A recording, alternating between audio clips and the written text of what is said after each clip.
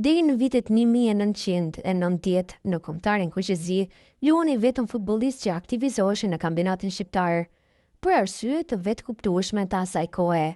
Pas viteve 1990 në kombëtarin Kuqezi luajtën futbollistë në origjinë nga të gjitha trevat shqiptare që aktivizoheshin në kampionate të ndryshme europiane dhe eventualisht ata futbollistë arritën ta çojnë kombëtarin Kuqezi deri në turneun e kampionatit evropian në vitin 2016.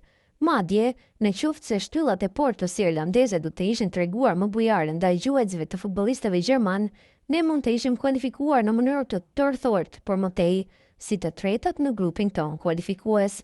Ajo kombëtare Kuqezi që kishte përjetuar më parë skena dramatike në stadiumin e Beogradit, përbënte suksesin më të madh të bashkimit kombëtar, të paktën në fushën e futbollit, por një ngjarje signifikative jo në fushën e futbollit, por atë gjeopolitike shënoi më vonë edhe futjen e përfaqësuesit së Kosovës në kompeticionet zyrtare të FIFA-s, teksa Kosova ende nuk njihet zyrtarisht në OKB-ja si sovrane në kompeticionet futbollistike të FIFA-s, ajo njihet si e tillë dhe kjo është një ngjarje me rëndësi të jashtëzakonshme gjeopolitike.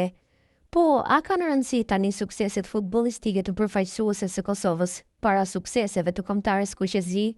Për mua dhe shumica ndërmuese të tifozëve Kuqezi, kudo që janë, besoj se as pak. Ne tifozët Kuqezin do të deshim të kishim në kombëtarin Kuqezi edhe Rahmanin, Murishin, Rashid Sanxhegrovën, Vojvodën, si dhe çdo talent Kuqezi, kudo ku ka lindur e kudo që luan futboll. Kombëtarja Kuqezi është aktualisht i vetmi simbol që përfaqëson bashkimin kombëtar 112 vjet pas ndarjes zyrtare të trojeve shqiptare në konferencën e ambasadorëve në Londër. Me një kombëtare Kuqezi të plot, me siguri do të kishin mundur Serbinë në Tiranë. Ky shkrim është shkruar nga Eduard Zaloshnja.